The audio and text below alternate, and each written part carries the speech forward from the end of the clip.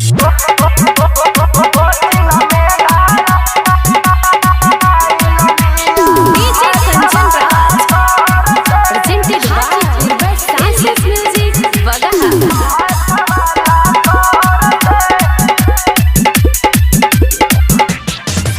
सिंहारो त लागे विदेशी भइल बिया ताजा छानल जिलेबी।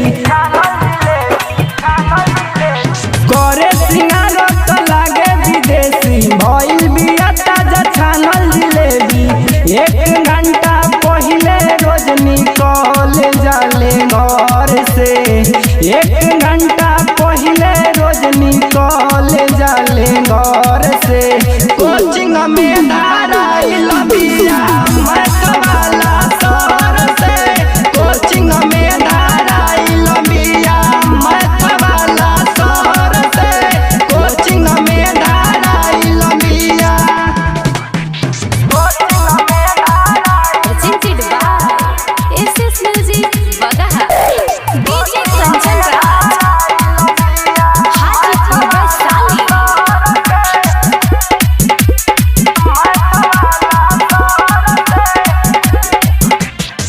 फीस कॉन्सेशन का रहवावत रहे ऑफिस में।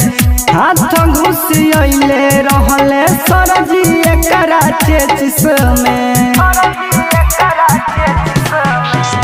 फीस कॉन्सेशन का रहवावत रहे ऑफिस में। हाथ घुसियले रहले सरजी एकरा चेचिस में। केहू नहीं बोले एकरा बाबूजी के डर से।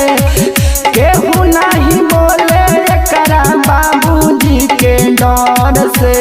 कोचिंग में धाराइल बिया मतवाला सर से।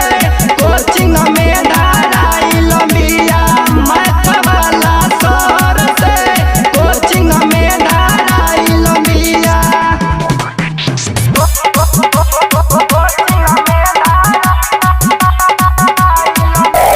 DJ Kanchan Raj Hajipur Vaishali।